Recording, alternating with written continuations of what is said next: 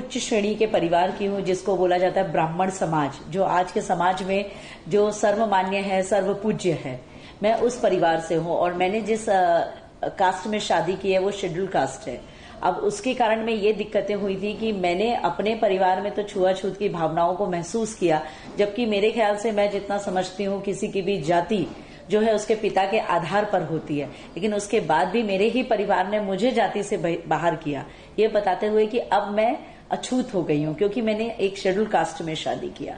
उसके बाद भी मैं अपनी लड़ाई लड़ती रही। मैंने मेरे परिवार से कहा आपको नहीं बात करना है मत करिए। समाज से कहा, मैंने कहा आप मेरा क्या करेंगे, मैं आपको अपने आप को साबित करके दिखाऊंगी कि जो मैंने आज किया वो बेहतर था और उम्दा है जो आप करते उससे। तो और उसके बाद में मैंने अपने जीवन मैंने अपनी लड़ाई खुद लड़नी स्टार्ट की।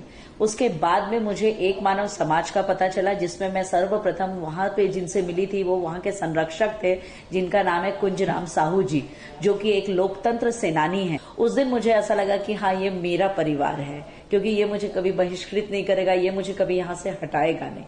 इस संस्था से जब मैं जुड़ी तो मैंने देखा ऐसे कई पीड़ित वर्ग के लोग हैं, क्योंकि देखिए जो अंतरजातीय विवाह कर लिया जाता है ना, उसके बाद में जो ये जाति के ठेकेदार बन के बैठे हैं हर समाज में, इनको ये लगता है कि ये सर्वोपरि हो गए हैं संविधान से। जाति व्यवस्था कुछ नहीं है, ये एक अंधविश्वास है, ये एक रोग है, मानसिक रोग, जिसे आप हम पाल के बैठे हुए हैं, जिसका उपचार करना जरूरी है, जो कि कहीं ना कहीं शिक्षा से ही हो सकता है।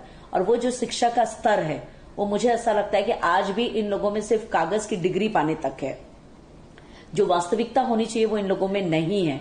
तब मैं इस एक मानव समाज के संगठन से जुड़ी और मैंने उनके साथ में मिलकर ऐसे पीड़ित परिवारों की मदद करना शुरू की, जिसमें हमने कई ऐसी जगह जहां पे ये चीजें बहुत ज्यादा है वहां विचार गोष्ठी करवाई, लोगों को समझाया, जागरूक किया इस क्षेत्र में, और जागरूक करके उनको इकट्ठा करना शुरू किया। उन्हें हमने कहा आप डरो मत, हम आपके साथ हैं, आप लड़ो, आप संघर्ष करो, हम आपको सपोर्ट देंगे, किसी की जरूरत नहीं है। हम जब संगठित हो जाएंगे हम खुद एक बहुत बड़ा परिवार होंगे, एक समाज बनेंगे हम, और जब एक समाज बनेगा तो वो एक समाज लड़ेगा भी।